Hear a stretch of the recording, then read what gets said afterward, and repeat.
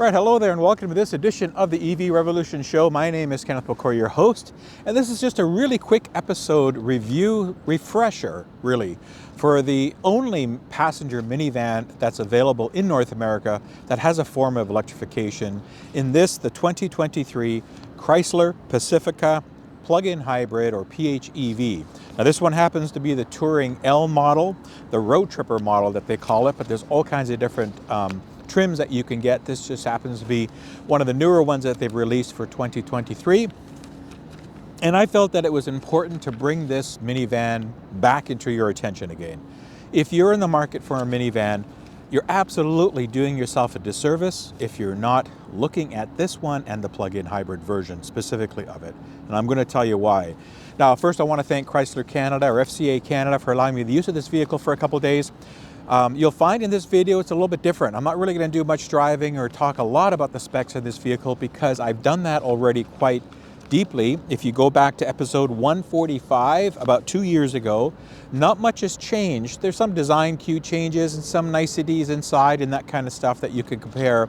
But basically the form and function of this vehicle hasn't changed in the last couple of years. It's still the same engine, it's still the same battery pack size, it's still the same convenience features for the most part and the same overall form and function. So I thought for this episode I wouldn't really get into a lot of the details, because if you wanted the details you can go back and look at that episode where I crawl around everything and point out cargo space and all that kind of stuff. Today I'm just going to quickly focus on why you should be thinking of this minivan if you're in the market for a minivan, again here in North America, why you should look at this vehicle. So let me get right into it. Now, as I mentioned, not too much has changed in the design. It's still the same looking Pacifica that Chrysler has had for quite some time. It's a very nice streamlined minivan. I see a lot of these all over the place. Again, they're very functional. There's a nice form to it. They're very comfortable vehicles as well to drive. Easy access. You know, this one has power doors everywhere, power lift gate, all kinds of conveniences in it, but from the design not much has really changed. You get some badging with the road tripper, that kind of stuff, some little niceties, a couple of roof rails for the roof that you can mount stuff to, put some racks and stuff on there. And then the only way to really tell that this is a hybrid, plug-in hybrid version is both obviously with the charging port here, and then in the back you have a badge that says e-hybrid. So sorry for any noise, I'm near a factory that's doing a lot of work outside. But the same power plant is in this vehicle. It's a 3.6 liter V6 internal combustion engine, but it's mated to a 16 kilowatt hour 96 cell battery pack. And that's really the key to this vehicle, is a decent enough size battery pack. I'd still love to see more, and I think I said that in my previous episode, but hey, we'll take what we can get, which provides a total system power output of about 260 horsepower. So again, you can go back to my previous video for all kinds of the other specs on this thing. I'm not going to dive too deep.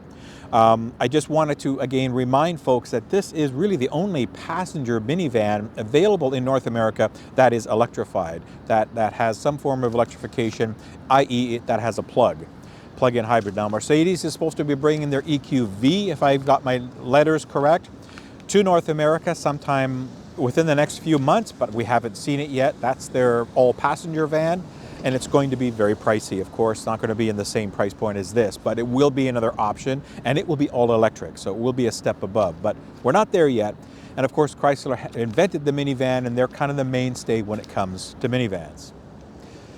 So again, that 16 kilowatt hour battery pack gives an EPA rated range of about 50 kilometers according to Chrysler. Now, I've seen in these, the weather has actually warmed up a little bit, so I'm getting to start 61, 62 kilometers, realistically about 55 or so, 53 to 55 in just normal driving. So it's been pretty good. And I'm going to show you coming up what I haven't done a ton of kilometers. I've only had this for a couple of days, went back and forth to work a couple of times. But what I'm trying to do is put this through normal daily driving paces, right? What most people, especially that have secondary vehicles like minivans to drive family and kids and move stuff around on a daily basis, you know, take kids to school, to after school things, before school things, run errands, that kind of stuff. So, you know, most people aren't driving minivans 300 kilometers a day going back and forth to work. You're going to get your exceptions. But again, this is a great vehicle for that urban use case, and it's a great road tripper as well. They're very comfortable. They're great on the highway. We used to have one and tow a trailer with it many years ago. We absolutely loved it way back when. So they're very versatile from that point. But I've been just trying to drive it normally. And those are the kind of battery ranges that I've been seeing. Now, you know, the key to this is charging. It will charge up to 6.6 kilowatts, I believe, on level 2 AC. It does not have a fast charger, but you don't need a fast charger for this. Again, this is a vehicle that will offer you electrification in a segment that doesn't have it yet today in North America. And B, that you will basically plug this in every night at home or where you can and charge it up. And that's kind of the key to this vehicle. Most owners of these kind of vehicles live in a house or a townhouse or a semi or some sort of property that they have access even to a 120 volt plug, because that's all you need. You can plug this in with the available charger into 110, 120 volt, charge it up. Yeah, it takes about 10 hours or so to charge it up, but you got all night. You can do that every day. Not going to hurt the battery at all. Plug it in every night, go to 100%, get your 50, 60 kilometers of range, drive on that all the way until the battery basically depletes. And if you need more range, your gas engine kicks in and off you go to the races. And it's a big tank with a big, probably about 800 kilometers of range.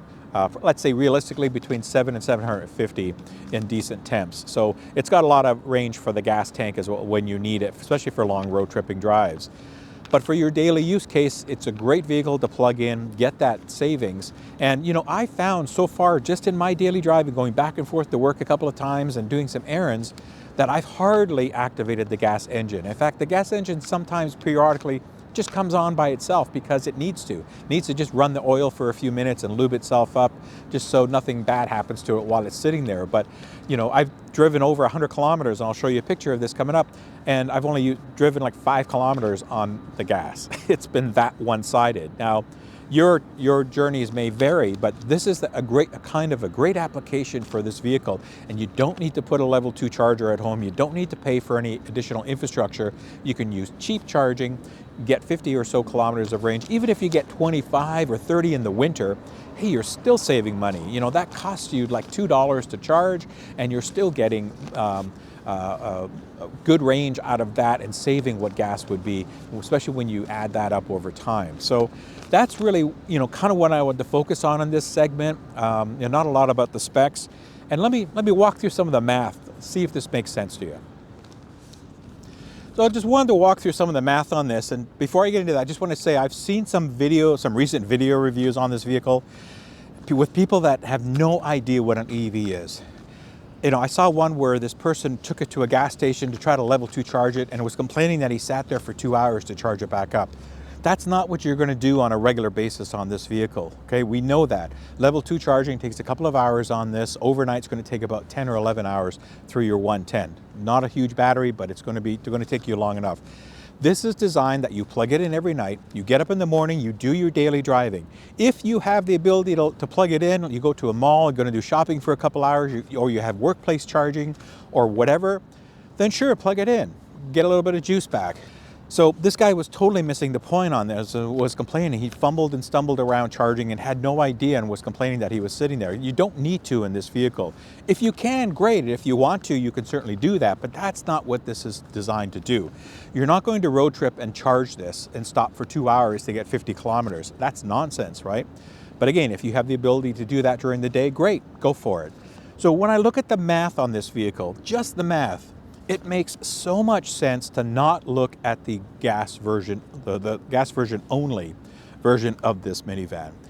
And let me tell you why. If you look at 20,000 kilometers of driving range a year, I worked out some numbers that it would cost you, even if I got 30% of that mileage through all electric. Right now I'm getting 95% or 98% of it all electric, but that's probably a strange use case. But let's just assume 30% of that 20,000 kilometers that you do on all electric from recharging every night. Your cost per year for your EV juice is about 180 bucks Canadian, because our overnight is so cheap, and that's actually a little on the high end. And for gas is about $1,700 to $1,800 a year, right? Versus normally what it would be if you just drove this and at 20,000 kilometers just on gas alone. I figured it's around $2,500 to $2,600 a year in gas savings, because this has such a big tank and it can go, you know, 700 to 800 kilometers, let's say 750 on that tank, especially in city driving. So it's got such a big tank and really good efficiency of city driving range and gearing for the highway that it's going to go a pretty good distance. So calculating based on $1.50 a liter is what we're at right now. That's what I base that at. So you'd be saving, obviously you're saving some money even with the EV. You're saving somewhere in excess of $600 a year or something like that for 30% utilization. If you go to 50% utilization, your savings are even more because your EV costs are about $320 a year versus your gas costs $1,250 or so. So Chrysler has their Monroney sheet, and they tell you how much that potentially your fuel savings is a year, and they say your annual fuel cost for gas is about $1,250. And I came up with the same thing, $1,255 to be honest with you, at 50% utilization. So they're bang on in their numbers, and what that means is that this is such a low vehicle to operate. The cost to operate this vehicle, you're going to save that $1,200 a year roughly, or you're going to save probably even more, maybe $1,300 a year or so, depending on the numbers, of just plugging in every night. You have to remember too, the engine's not going to be going as much, so you don't necessarily need to have oil changes as frequent as you normally would. You'd be surprised that once you get into the habit of plugging in every night, you're not going to be utilizing the engine that much, especially in day-to-day trips. That tank of gas, you know, if I was doing what I'm doing now all the time, that tank of gas would sit in there for probably 3 months. I wouldn't go through it. It would literally last that long, folks. So, you know, you've got to look at your driving habits and your needs and figure this out. But you really are doing yourself a disservice if you're not looking at the plug-in version. Now, you're probably going to say, well, hey, the plug-in EVs are more expensive, right? Well, on this particular minivan here from Chrysler, if you buy an ICE version of this vehicle, it's just under $65,000, $64,000 and change. Same equipped that this one is, if it was just the ICE version. If I look, and the price on this one, the plug-in hybrid version, is almost $69,000, just under $69,000. So it's about a $5,000 difference. Well, believe it or not, these qualify for the $5,000 federal rebate incentive in Canada, which means you get $5,000 off the purchase price. So right away, you're paying the same amount for this vehicle as you would for the ICE version. Maybe slightly more because there's some tax considerations, but not a whole lot more. I got a bird that's squawking at me. I guess he wants to get on film. I'm not sure, but that's okay. So right away, you're at par. And this is one of the few occasions where we can really say that an EV is at par with an ICE V because of these federal incentives. And if you're in Quebec or BC or other provinces that have additional incentives, you can get even more. Oh, and by the way, I believe these qualify for the US tax credit because these are built in Windsor, Ontario, with parts and supplies coming from the US. Oh, so great. So if you're in the US, check that out. You should be able to apply for federal and probably state and other incentives on this as well. So financially, folks, this is a clear winner over an internal combustion only version of this vehicle. And that's why I wanted to bring this episode back up. It's been 2 years. I wanted to just refresh everybody's minds and thoughts about this minivan because it really is kind of a hidden gem in the market. So hopefully the numbers make some sense to you, like I said, and it starts thinking positive about it.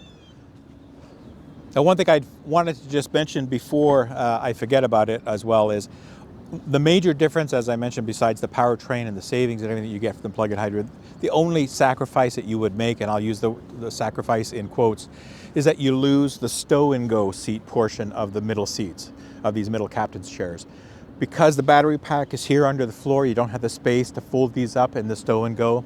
So for that convenience factor, you would have to, if you needed to take these seats out as opposed to stowing them, because you can't do it, you would have to physically remove them from the vehicle. They're not that hard to remove. They've got a little weight to them and they're a little cumbersome, but it can be done. I mentioned we used to have a minivan years ago pulling a trailer. It used to take, and it didn't have stow and go. I used to take the seats out all the time to carry stuff and loads in it.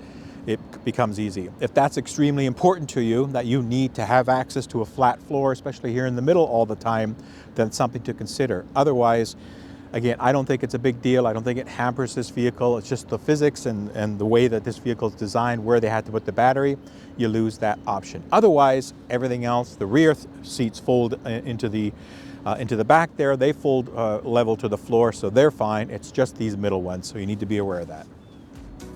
All right, so that's it for this edition of the EV Revolution show. Obviously, I recommend this vehicle, right? This is the second time I'm reviewing it, and I hope that all this made sense to you. Because it really is kind of the hidden gem, as I said, out in the marketplace. So I want to thank Chrysler again for allowing me the use of this vehicle just to get myself familiar with it and just remember how good of a vehicle it is for the type of vehicle it is and for the class it's in and for what it's doing. I'd love to see an all-electric version of this, and I hope Stellantis, utilizing those STLA platforms, they're small, medium, and large, eventually bring an all-electric version of this, because I think that would be a huge, huge hit. That's kind of the next step they need to take this vehicle. Hopefully it's coming. Stellantis is a little bit slower out of the gate on their electrification, but they've had this one for quite some time, the plug-in hybrid version, and I think it's a true winner. Thank you for watching, and if you have any questions on it, please send me an email. My contact information is coming up. Always love to hear from people, or put information in the comments. I try to get back to people on each and every comment because I know it's important to get responses. So thank you very much for watching, and until the next episode, everybody stay safe, and I will see you when I see you. Take care and bye-bye.